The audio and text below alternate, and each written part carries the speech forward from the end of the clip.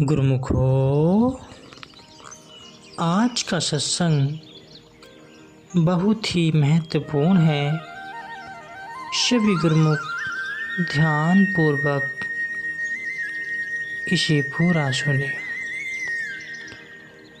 गुरुमुखो, ये जो ख्यालों की धाराएं हर वक्त मन में उठती और उभरती हैं, इनका नतीजा क्या होता है? यह है कि उन्हीं ख्यालों के मुताबिक इंसान के अंदर में ताकत पैदा हो जाती है। यह किस तरह होता है कि जिस तरह के इंसान के ख्यालों की धाराएं या लहरें होती हैं, वे जब बाहर निकलती हैं तो बाहर के वायुमंडल में फैल जाती हैं और अपने साथ मुताबिक रखने वाले संस्कारों, विचारों और असरात को तलाश करती है। जहाँ कहीं उनको अपने मुताबिक ख्याल और संस्कार मिल जाते हैं, वहाँ से उनके असर को ग्रहण करके अपने साथ खींच लाती है। गोया इस तरह से वे अंदर ही अंदर में दृढ़ होती जाती है और वही बाद में उनकी अमली ताकत बन जाती है। गोया जिस तरह के इंसान के ख्यालों की धाराएं या लहरें होती हैं, उसी तरह ही उसकी जिंदगी की सूरत बन जाती है। हर एक इंसान की जिंदगी की असली सूरत उसके दृढ़ ख्यालों के आधार पर हुआ करती है। दुनिया में कुदरत की जितनी भी रचना नजर आती है, उनमें से हर एक किसी न किसी ख्याल ही की शक्ल सूरत है। और जिस कदर भी योनियां हैं, ये भी सब एक न एक ख्याल की अपनी तस्वीरें हैं। जिस इंसान की जो कुछ भी मौजूदा हालत आज है, वह उसके अपने ही किए हुए दृढ़ विचारों और संस्कारों का नतीजा है।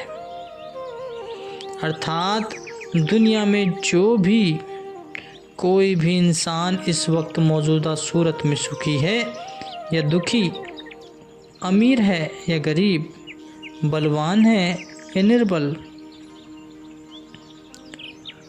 अच्छा है या बुरा, पसंद जिंदा दिल है या मुर्दा सूरत, या जो कुछ भी वह नज़र आता है, उसकी यह हालत कैसे बनी? आहिस्ता आहिस्ता कई जन्मों में काफ़ी अरसा से जिस किस्म के विचार और संस्कार उसके अपने अंदर में ताकत पकड़ते और दृढ़ होते रहे हैं, उन्हीं विचारों और संस्कारों ने अमली शक्ल अख्तियार करके सूरत धारण करके मौजूदा हालत को पेश किया हुआ है।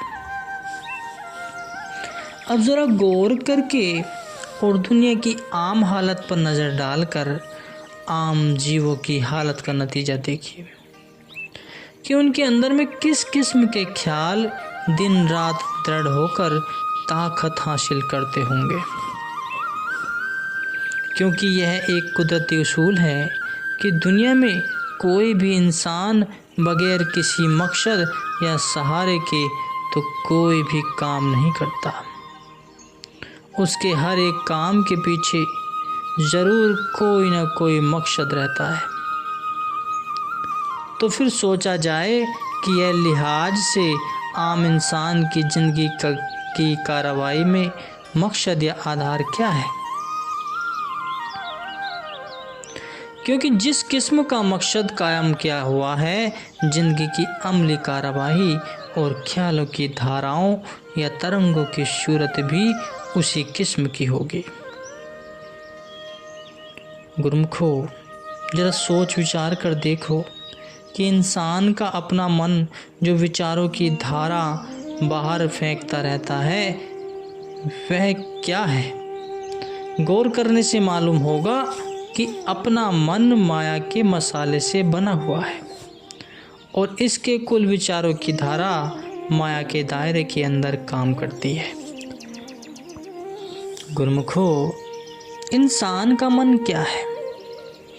जिस तरह की पहले ऊपर बताया गया है गुरुमुखो कि गुजरे हुए अनेकों जन्मों में जो जो संस्कार, विचार और कर्म जीव ने जमा किए होते हैं, उन्हीं संस्कार और कर्मों के आधार पर बने हुए और दृढ़ हुए अच्छे या बुरे ख्यालों के ढेर का नाम ही मन है। इसके सिवाय मन की और कोई सूरत नहीं है। यह महज जीव के अपने ही ख्यालों का पुलंदा या गठड़ी है। यह मन चूंकि जन्म जन्म से माया ही के व्यवहार और संगत में तथा माया के अधीन होकर ही काम करता रहता है, इसलिए इसमें काफ़ी वक्त से मायावी ताकत दृढ़ हो चुकी है। इसलिए ही उसको माया के मशाला से बना हुआ कहा गया है और उसकी कुल विचारधारा का प्रभाव माया के ही दायरे के अंदर है, क्योंकि काफ़ी अरसे से मायावी ताकतों के अधीन रहकर माया रूप हो चुका है। अब चूंकि मन की जितनी कार्यवाही अर्थात उसकी विचारधारा का जो बहाव या रुख है, वह समूल ही माया के दायरे के अंदर है। मन की सारी कार्यवाही का नतीजा यह होता है कि रूह पर पर दिन प्रतिदिन मायावी गिलाफ और ज़्यादा चढ़ते जाते हैं। पहले ही कई जन्मों के संस्कारों के जमा हुए असर से रूह पर मायावी गिलाफ काफ़ी चढ़ा हुआ है, जिनके कारण उसकी असली ताकत और रोशनी दब चुकी है। जब अब दिन प्रतिदिन और भी मायावी गिलाफ चढ़ जाने से जिनसे तरीकी या मोह या ज्ञान और ज़्यादा तरक्की पकड़ते जाते हैं और उससे रूह दुखी होती है। गोया जितनी जितनी ख्यालों की धाराएं या लहरें माया के दायरे के अंदर ज़्यादा काम करती हैं, उसी कदर रूह ज़्यादा दुखी होती है। तब क्या इंसान दुखी होने के लिए विचारों की धाराओं को इस तरह फैलाता है? इसका उत्तर यह है गुरुमुखो कि नहीं। इंसान दुखी होने के लिए तो अपने ख्यालों की धाराओं को नहीं फैलाता, बल्कि उसकी ख्वाहिश तो सुख को हासिल करने की है, परंतु अपने ख्याल का जो मकसद और आदर्श उसने बनाया हुआ है, वह माया की चाह और ख्वाहिश का है। माया की चाह और ख्वाहिश तो दुखों और बंधनों को देने वाली है। गोया जिस मकसद को उसने सुख की साजिश से नज़र के सामने रखा हुआ है, वह माया की चाह और ख्वाहिश ही दुख और बंधन देने वाली है। जब ख्वाहिश माया ही की है, तब माया तो अपना कल देगी ही। तब माया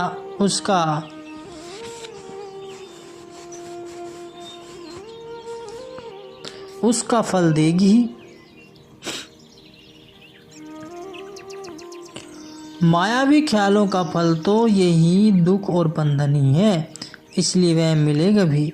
सत्पुरुषों का वचन है कि मेरी मेरी धारी बंधनी बांधिया, नर की सुर्गी अवतार माया धरिंदा।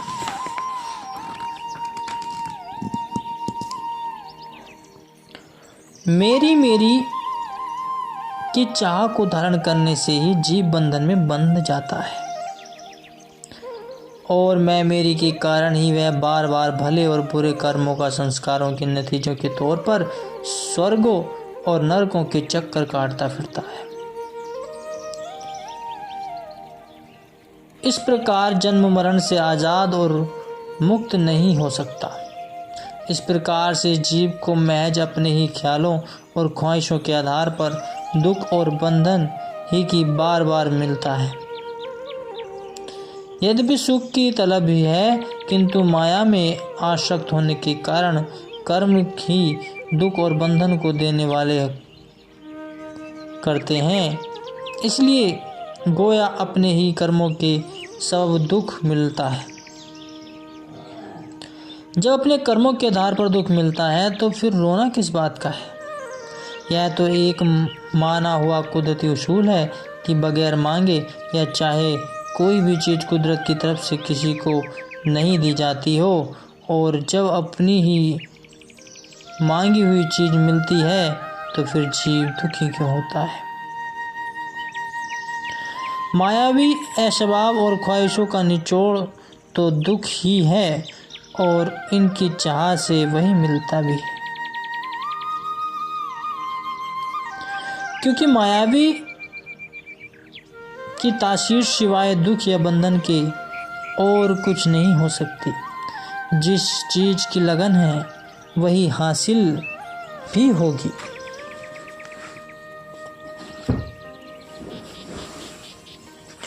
और जिस चीज़ को मकसद या आदर्श बनाया है उसी तक ही जाकर पहुंचना भी होगा। अपने ही ख्यालों को दुख भरी तासीर से जीव भला किस तरह बचा सकता है।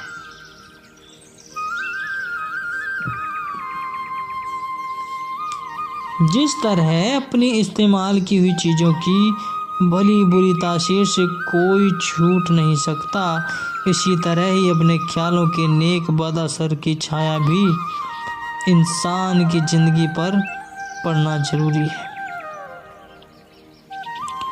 अगर दुख जाहिर होता है तो वह भी अपनी ख्वाहिश और इच्छाओं के फल की सूरत में होता है। मन मोटा मन पातला, मन पानी मन लाए, जैसी मन की उपजे तैसी ही होवे जाए।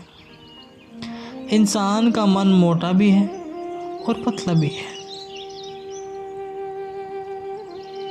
अर्थात मन को स्थूल भी बनाया जा सकता है और सूक्ष्म सूरत भी बनाया जा सकता है। यही पानी का रूप भी है और अग्नि का भी। भाव यह है कि शांत और शीतल में ही जो ख्याल और तरंगे इंसान के मन में पैदा होती हैं, वैसी ही उसकी अंदरूनी और बैरूनी दुनिया बन जाती है।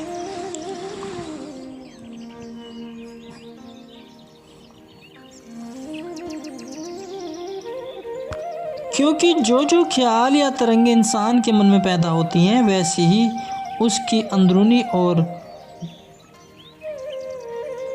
बैरूनी दुनिया बन जाती है।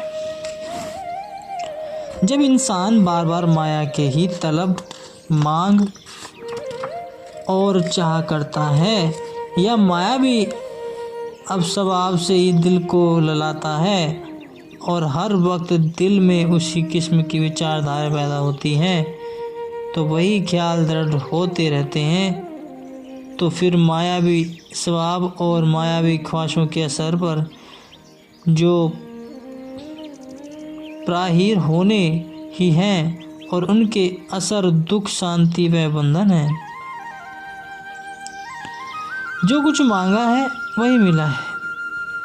माया मांगी सो वह मिल गई, और उसके साथ उसके ऊपर भी तो जाहिर हुआ है, क्योंकि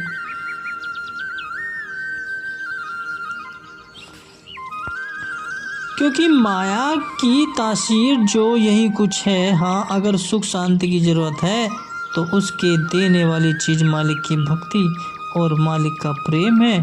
फकीरों का काल कौन है? फकीरों का कौल है कि कुदरत के कारखानों में असत्य और असाहिब दोनों प्रकार की वस्तुएं हैं। बुद्धिमान पुरुष सत्य वस्तु की चाह करते हैं और अज्ञानी असत्य वस्तु की चाह करते हैं। माया मांगी थी और दुख मिला। भक्ति मांगी जाएगी तो सुख और शांति का फल मिलेगा। इसलिए सत्पुरुषों ने उपदेश किया है कि मिटते सु मत प्रीति करी, रहते सु करी ने, झूठे को ताजी दीजिए, साचे में करीगे। अर्थात माया और मायावी असबाब आरजी जिंदगी की आरजी गुजरान के समान है। यह जल्दी ही हाथों से निकलने वाली है। इनके साथ दिल की प्रीति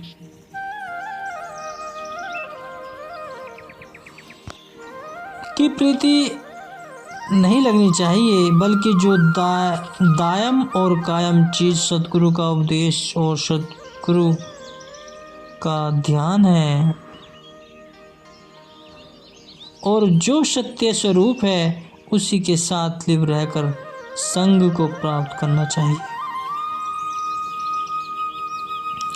जिसने अपने अंदर में माया की चाह और ख्वाहिशों को दृढ़ किया, गोया भक्ति और रूहानियत की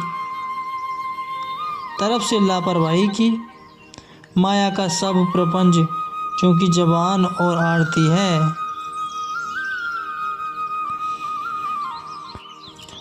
गुरुमुखों जो दिल जान से भक्ति की चाह करते हैं उसके कितने ऊंचे भाग्य हैं, क्योंकि वे काल और माया के साथ होते हुए भी भय और बंधन से आज़ाद हो चुके हैं। इसलिए मन में हर वक्त भक्ति की ख्वाहिश होनी चाहिए, मन में लगन होनी चाहिए और मायावी असबाब में ताकत जरूर है।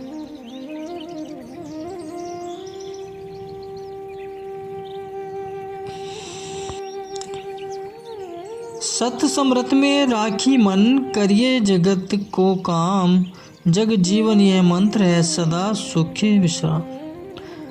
इस दुनिया में रहकर दुनिया के काम धंधे और जीवन निर्वाह बेशक करो, परंतु अपना मन सत्य समृत रूप सच्चे मालिक इष्ट देव और सद्गुरु से लगा रखो और मन को मायावी धंधों में मत फंसाओ।